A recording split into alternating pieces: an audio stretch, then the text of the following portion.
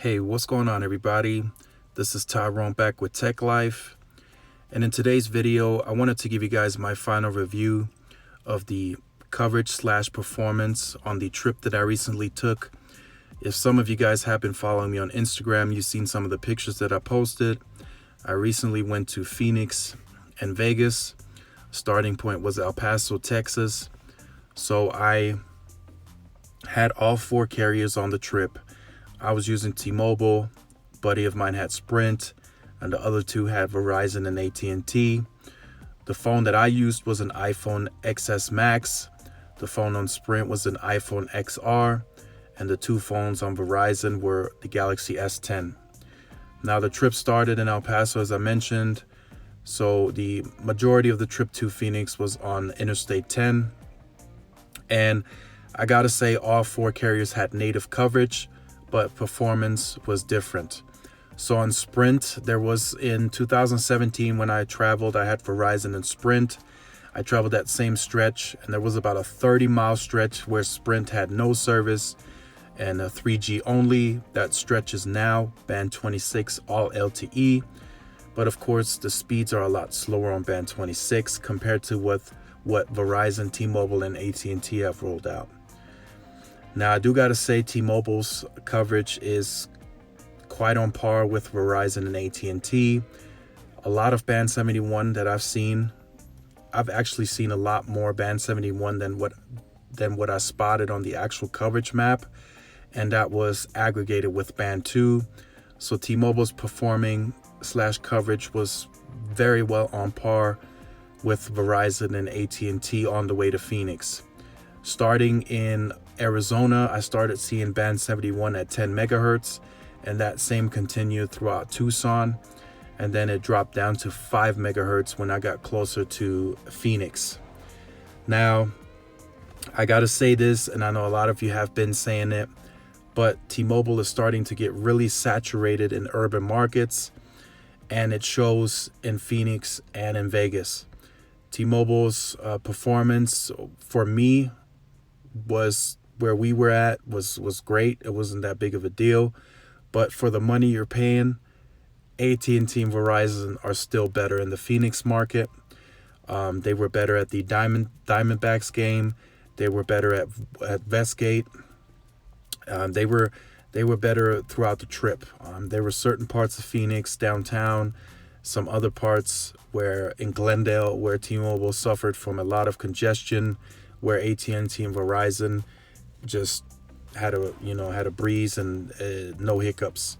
And I would even go as far as saying that now in the Phoenix market and Vegas market, that Sprint is even outperforming T-Mobile on consistency and faster speeds. Not coverage so much. We'll get into that here in a bit, but definitely on speed and consistency, I would even say now Sprint is outperforming T-Mobile. So that was for Phoenix. As we traveled to Vegas, we took 93 North, and that's where Sprint's troubles started. They still had coverage. It was still fine thanks to the T-Mobile roaming, but Sprint was roaming about 85 to 90% on T-Mobile. The only time on that stretch Sprint had native coverage was on Interstate 11 and Interstate 40. The rest of the time traveling on 93 North, Sprint had only roaming on T-Mobile. That was it. Now for that stretch, T-Mobile once again was pretty much on par with Verizon and AT&T, but they did have two hiccups. There was a 12-mile stretch on 93 North where they had no service at all, and there was about a 2-mile stretch getting closer to the Hoover Dam where T-Mobile had no service. Verizon and AT&T, zero hiccups. They performed just fine. So getting into Vegas, most of you know Vegas is a whole different animal. The strip is just packed. T-Mobile was so saturated in that market, it was terrible. Stood in front of the MGM Grand looking for one of my buddies, couldn't even place a phone call. I was in front of the new Signature store on the Vegas Strip, couldn't even run a speed test. It was pretty bad. Verizon, AT&T, and Sprint outperformed T-Mobile on the Vegas Strip and even in the surrounding areas, the suburban areas. They were just better. T-Mobile is very saturated in that market. They have a lot of work to do on that strip. I spotted LAA one time by the old Vegas strip. There was a small cell for T-Mobile that had LAA on it, and that one performed very well. It did 80 to 100 megabits per second. But the rest of that strip going further down by the Bellagio, the MGM Grand, Planet Hollywood, it was just a mess. It was terrible. So all three outperformed T-Mobile there. Just a lot of work to do for T-Mobile in that market. I know they're focusing on coverage at the moment, but the average customer in the urban market is going to start noticing this congestion, and it's going to get worse and worse and worse. And this would force customers to start leaving T-Mobile and their churn to rise, as this congestion does cause service interruptions for the average consumer not being able to upload. FaceTime was terrible. Calling, forget it. It's sad to say, but even Sprint has started outperforming them in both of those markets with massive MIMO. I spotted it, small cells, and then 3-carrier aggregation using band 41. So just to conclude this review, like I said, the Verizon and AT&T, you're paying that higher price. It's still worth it.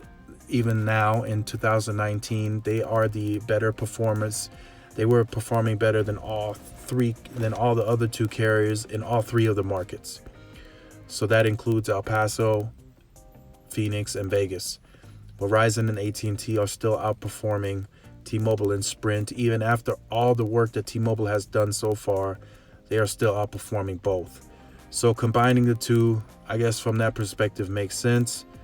But if not, Verizon and AT&T are still going to continue to claim network dominance and just outperform the other two. Now, from a consumer's perspective, I don't have anything scientific. This is just me, paid for my own lines.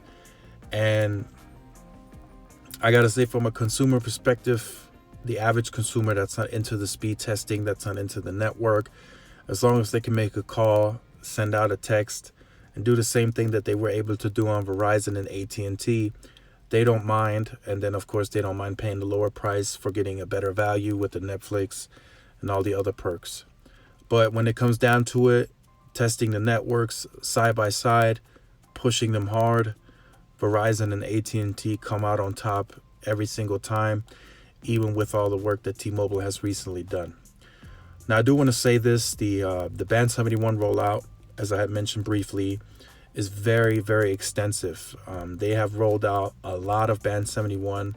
I was connected to it about 75% of the trip from El Paso to Phoenix, through New Mexico and through Arizona, and then about 20 to 30% on Highway 93 North going towards Vegas. So this is just like I said, this is a review that I wanted to make for you guys. Nothing too crazy, nothing scientific, just a average consumer review here, letting you guys know that the networks as they stand today are still not up to par with Verizon and AT&T, and Sprint and T-Mobile do work in those markets, of course, but coverage wise, T-Mobile is starting to get better and better. But at the urban level and even the suburban levels now, they're starting to slow down and endure a ton of congestion, and it seems the network team just can't keep up with the demand as fast. And the bigger investments that Verizon and AT&T are making are starting to show proof that they can claim network dominance. Once again, on root metrics, I know a lot of people don't follow them as much anymore because they think it's a paid Verizon third party. But even there now, where T-Mobile last year showed that they're catching up to AT&T in terms of wins, now most of that site, if you look on it now in the reports, is all blue and red. And there's zero yellow. I haven't checked this morning. I'll have to do that, but there's no yellow, and there's hardly any magenta now. It's really just Verizon and AT&T, and it's now starting to show as we get further into 19 and then into 20. So definitely stay tuned to the channel. Lots more content coming. This is just a review. Sorry that it was a longer video, but I wanted to be as detailed as possible off the top of my head. So if you're new to the channel, like, share, and subscribe. Make sure you follow all of my social media outlets for more updates. This is Tyrone with Tech Life, and I will see you guys in the next video. Peace.